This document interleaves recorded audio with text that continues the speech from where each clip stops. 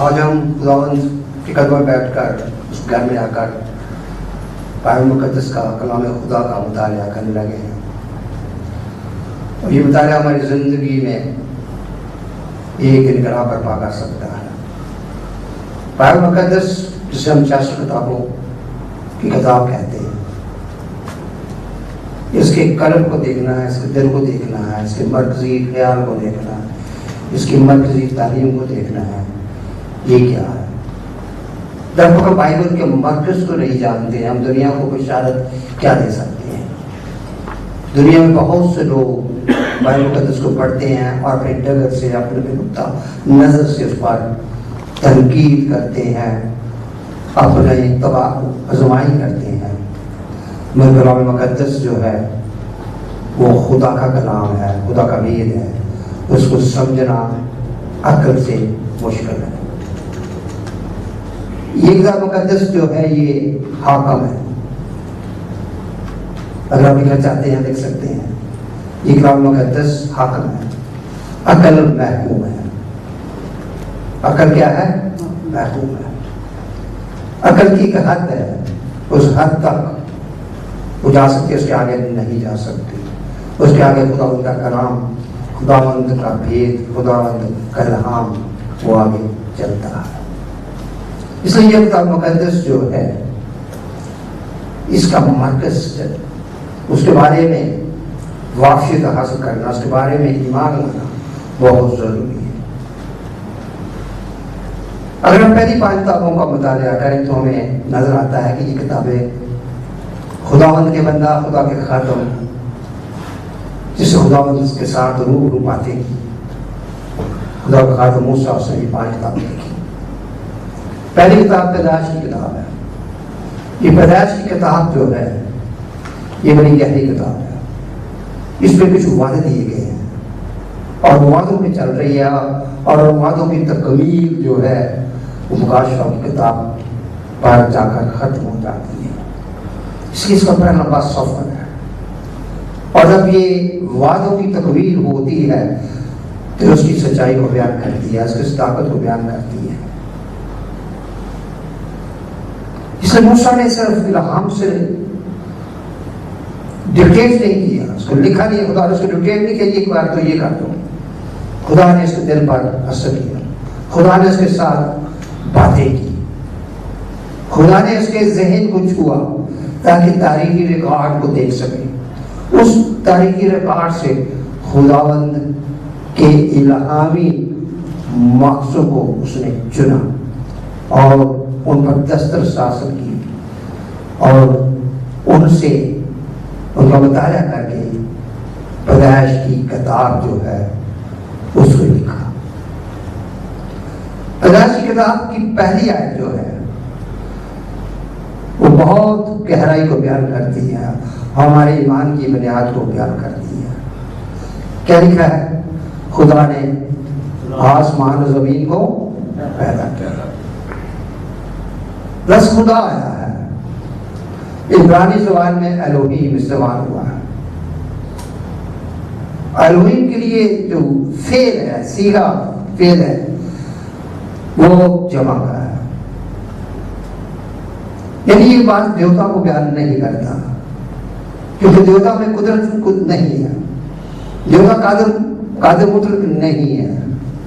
یہ کسی قاضی کو بیان نہیں کرتا، یہ کسی بادشاہ کو بیان نہیں کرتا، یہ قادر مطلق ہستی کو بیان کرتا ہے۔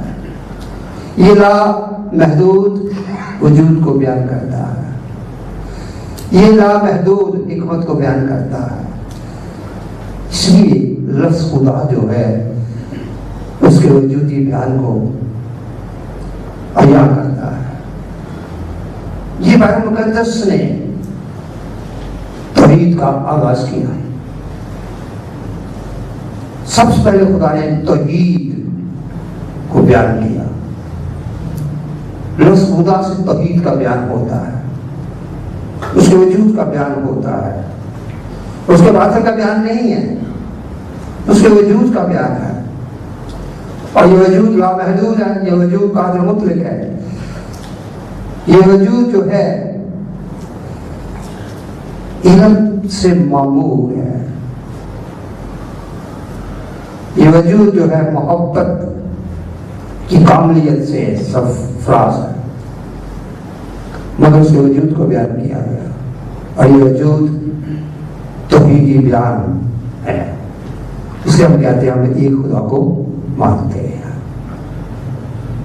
اس میں تخلیق کا بیان ہے، 3 دن خدا نے بغیر سورج کے، بغیر چاند کے، بغیر ستاروں کے 3 دن جو تخلیق کی ہے،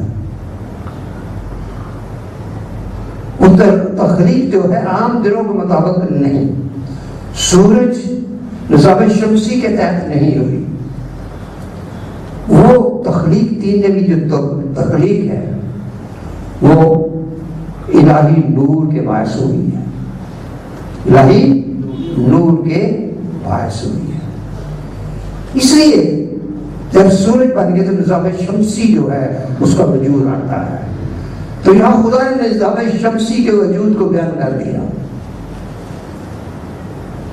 چوتھے دن خدا نے کیا بیان کیا، بنایا نظام شمسی۔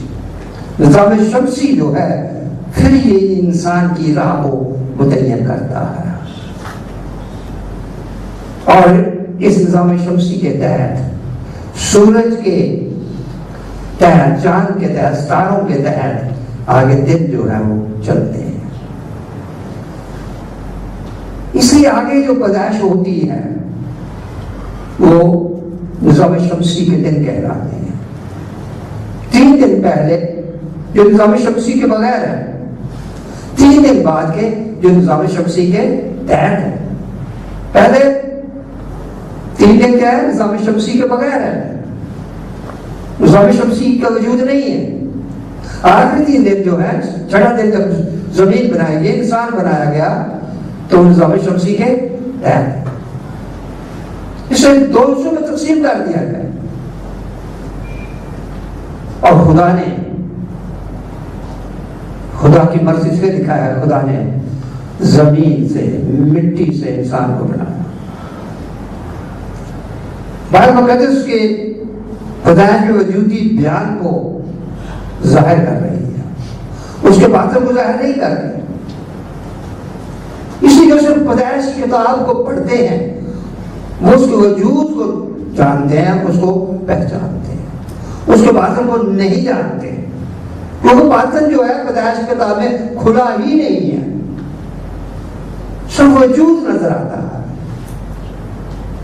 اس لیے ہم ایک خدا پر ایمان رکھتے ہیں، ایک وجود پر ایمان رکھتے ہیں، ایک لامحدودیت پر ایمان رکھتے ہیں، ایک لامحدودیت پر ایمان رکھتے ہیں، ایک قادر مطلق پر ایمان رکھتے ہیں۔ وجود جو ہے اس قادر مطلق ہونے کو بیان کرتا ہے۔ سو خدا نے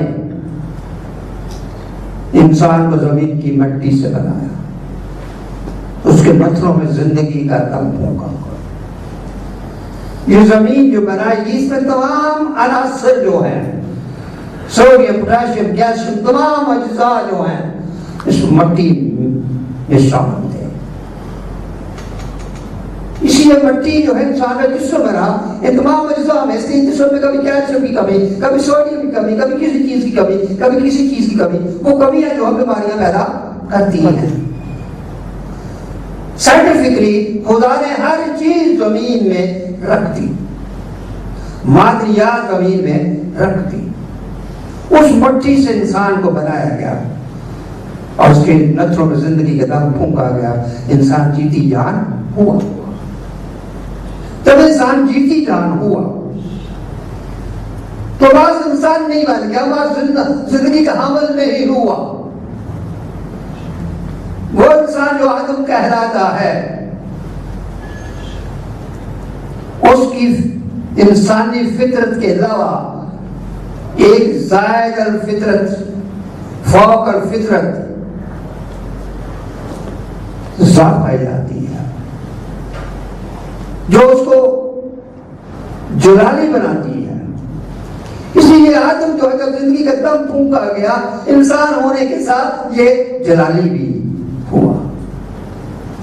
یہ محض انسان نہیں ہوا، انسان ہونے کے ناطے سے یہ جلالی بھی ہوا، اس لیے اس کو گناہ کا تصور نہیں، وہ گناہ کو جانتا نہیں ہے۔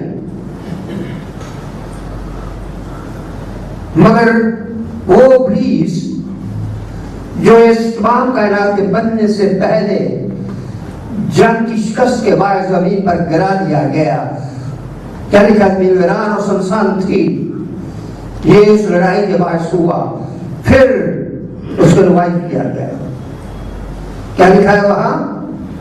خدا کرو پانیوں پر جنبش کرتا۔ ایک ترجمہ ہے خدا کی ہوائیں پانیوں پر جنبش کرتی تھی۔ ایک مومن اعتراض کرتے ہیں جہاں ہوائیں لکھا ہے اس ترجمے میں، اس میں روح لکھا ہے، یہ تو تضاد ہے، روح کو ہوا بھی کہا جاتا ہے، یہ زبانی ہے، اس کی دونوں ترجمے ٹھیک ہے، سمجھ جو ہوتی ہے وہ کلام کی روح سے ہوتی ہے، تراجم غلط نہیں ہے، ذہن میں خرابی ہے، اس لیے روح کام کرتا ہے، اور روح بطور قوت کے بیان کیا گیا ہے، وہ بھی بغیر شخصیت کو بیان نہیں کرتا۔ اسی یہاں پیدائش کتاب میں تثلیث جو ہے اس کا بیان نہیں ہے، اس کے وجود کا بیان ہے، باطل کا بیان نہیں ہے۔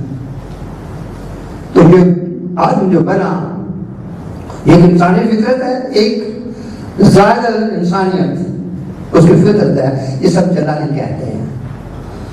دو فطرت ہے، ایک جلالی فطرت، ایک انسانی فطرت۔ جب ابلیس جو ہے وہ ہوا کسی سے گمراہ کر دیتا ہے تو اس کی جلالی فطرت کیا ہے؟ ختم ہو جاتی ہے، بجھ جاتی ہے، نابود ہو جاتی ہے، اور جب وہ ختم ہو جاتی ہے تو پھر آدمی دیکھتا ہے میں ننگا ہوں۔ پہلے اس اپنے ننگے پن کا کوئی علم نہیں ہے، حالانکہ وہ ننگا تھا، آدم روا دونوں ننگے تھے، مگر جلالی بدن رکھتے تھے، اس میں شوق ننگے پن کا کوئی احساس نہیں تھا۔ لیکن یوں ہی وہ جلالی حصہ جو ہے نابود ہو گیا، ختم ہو گیا، بجھ گیا، تو ان کو اپنے گناہ، اپنے ننگے پن کا جو ہے وہ فکر ہوئی۔ اس سے زائد الفطر جو انسانی فطر سے زائد جو چیز ہوتی، جو روحانی تھی، جو جلالی تھی، وہ ختم ہو گئی، انسان محض انسانی فطرت میں رہ گیا۔ یہ انسانی فطرت جو مکمل ہے، مگر انسانی فطرت کمزور ہے۔ اس فطرت کا دوسرا نام کیا ہے؟ ذات، انسانی ذات رہ گئی، فوق انسانی ذات جو ہے وہ ختم ہو گئی، اس لیے آدم گناہ کا حامل ہو گیا۔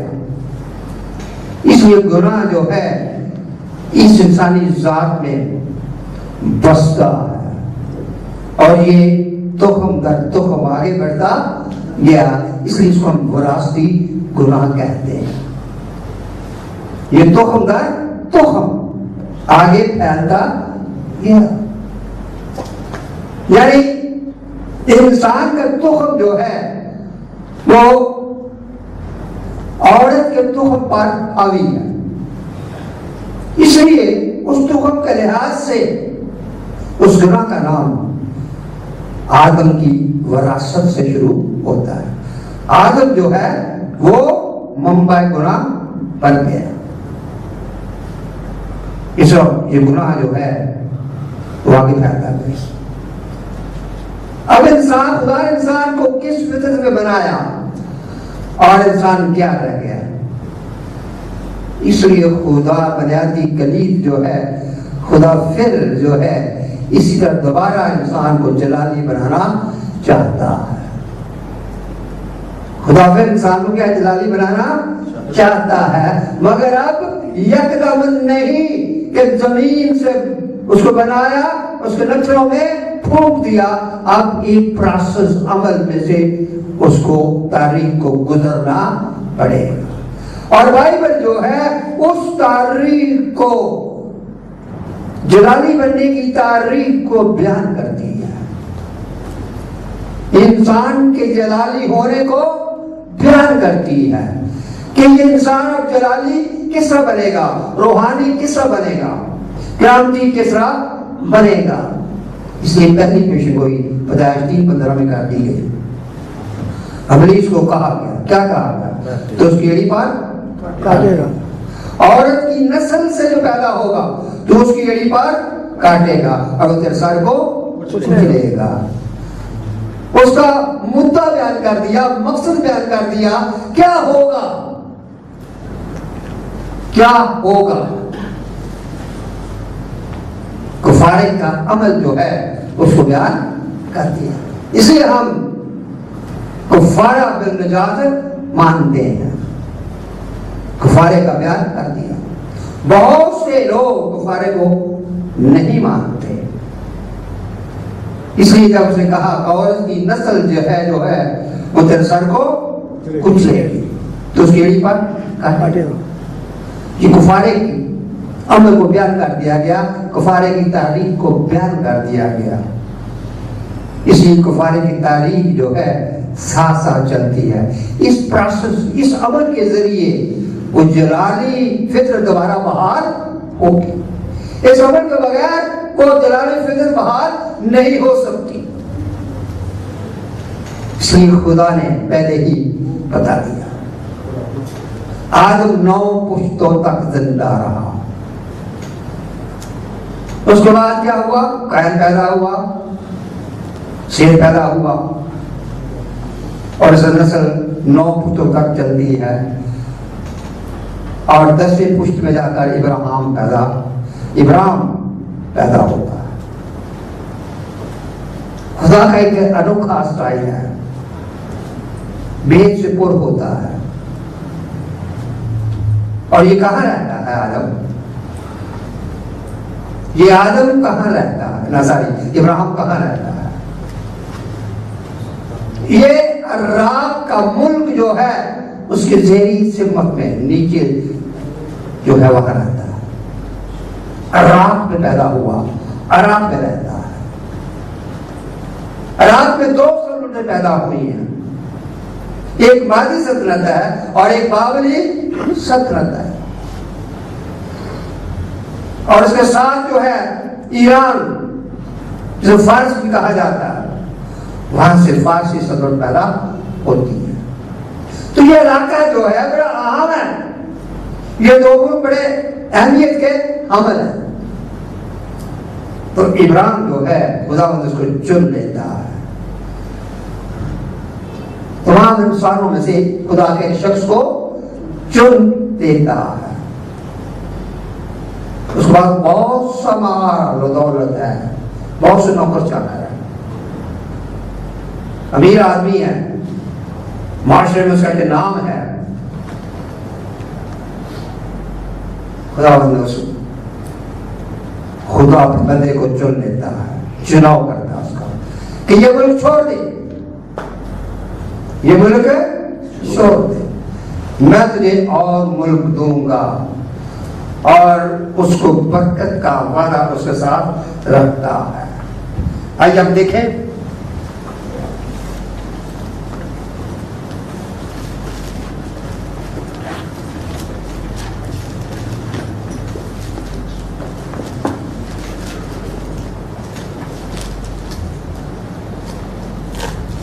اگر 15 باب کا ہم تھوڑا سا مطالعہ کریں،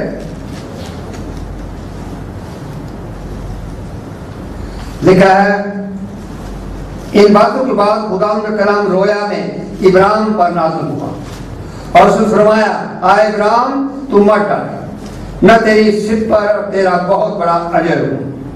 ابراہیم نے کہا، اے خدا تو مجھے کیا دے گا، کیونکہ میں تو بے اولاد جاتا ہوں اور میرے گھر کا مختار دمشقی الیعزر ہے۔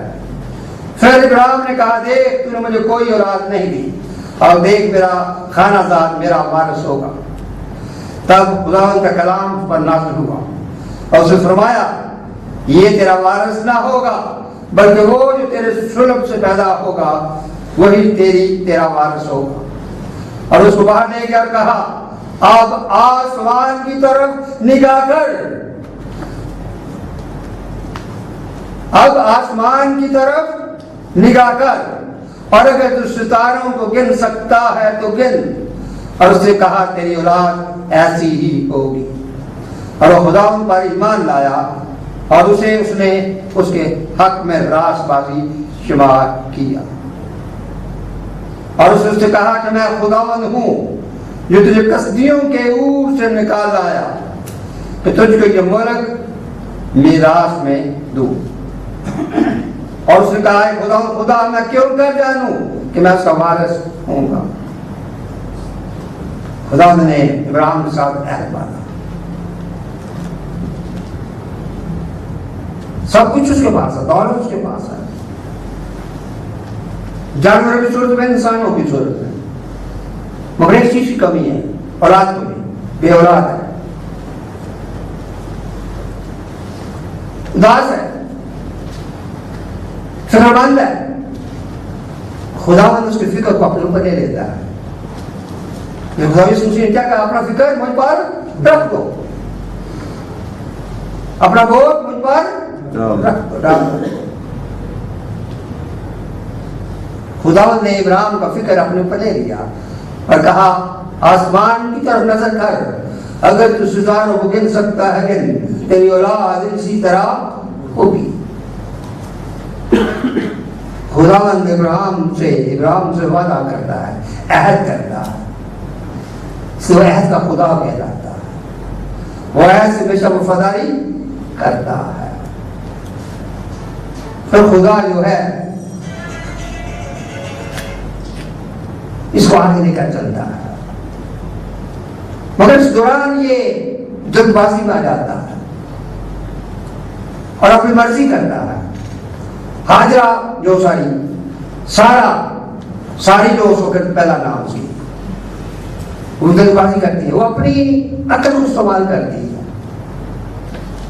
وہ مصر سے لائی ہوئی لونڈی کو اس کے حق میں کر دیتی ہے, شادی کر دیتی ہے. خدا کا پلان نہیں, خدا کی تجویز نہیں ہے, خدا کا ارادہ نہیں ہے. خدا کے ارادے پر انسانی ارادے کو فوقیت دی جاتی ہے. انسانی مرضی کو الہی مرضی پر جو ہے وہ ترجیح دی جاتی ہے. خدا جو ہے اس مرضی سے خوش نہیں ہے. ہاجرہ جو کہی جاتی ہے اسے لڑکا پیدا ہوتا ہے, اسماعیل پیدا ہوتا ہے, اور وہ ساڑی کے لیے وہ والے جان بن جاتا ہے, خاندان کے لیے وہ والے جان بن جاتا ہے. پھر دوبارہ ابراہیم سے خدا وعدہ کرتا ہے تیرے سلب سے بیٹا پیدا ہوگا, اس کا نام اسحاق ہوگا. اور اب ان کا نام بھی تبدیل کرتے جاتا ہے. ابراہیم کیا بن جاتا ہے, ابراہیم. ساری کیا بن جاتی ہے, سارا بن جاتی ہے. یہ خدا کی برکت ہے. اور پھر یہ وعدہ جو ہے آگے بڑھتا ہے, اگلی نسل میں جاتا ہے. اور اس کو ہم دیکھتے ہیں, لکھا ہے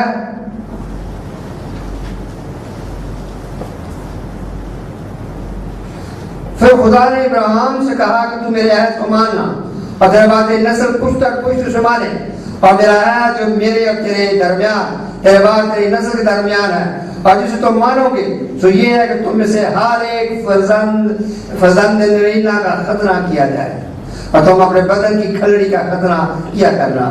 یہ اس عہد کا نشان ہوگا جو میرے اور تمہارے درمیان ہے.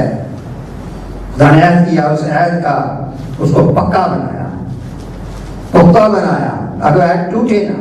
اور جگہ یہ نشان ہوگا ختنہ. حالانکہ ختنہ پہلے بھی تھا, لیکن خدا نے خاص طور پر اب ابراہیم کو کہا کہ تیرے بیٹوں کا کیا ہو, ختنہ کیا جائے. اور یہ ختنہ جو ہے اس عہد کا نشان ہے جو ابراہیم اور خدا کے درمیان جو ہے قائم کیا گیا. خدا کے کام عجیب ہے, خدا عجیب طرح سے کام کرتا ہے.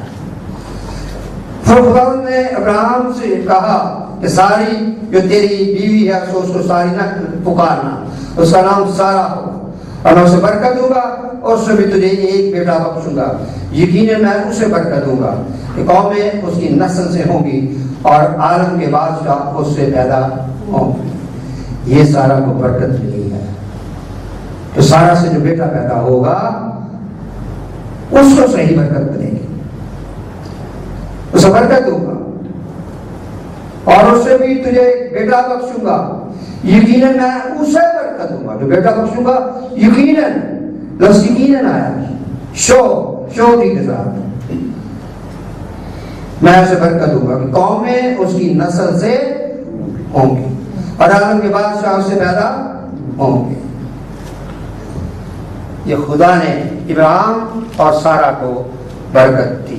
اس کے بعد اسحاق کی پیدائش ہوتی ہے اور اسحاق جو ہے اس کو برکت جو ہے وہ دی جاتی ہے۔ خداوند جو ہے جب برکات عطا کرتا ہے تو ابراہیم کے سامنے ایک ایسی آزمائش کا بیان کرتا ہے جو دنیا کی تاریخ کو سچا ثابت کرتی ہے۔ اور وہ کیا آزمائش کیا تھی اس کو بھی ذرا دیکھ لیں۔ آزمائش یہ تھی، اگر ہم 15 باب دیکھیں، پیدائش 15 باب، اس کے بعد ہے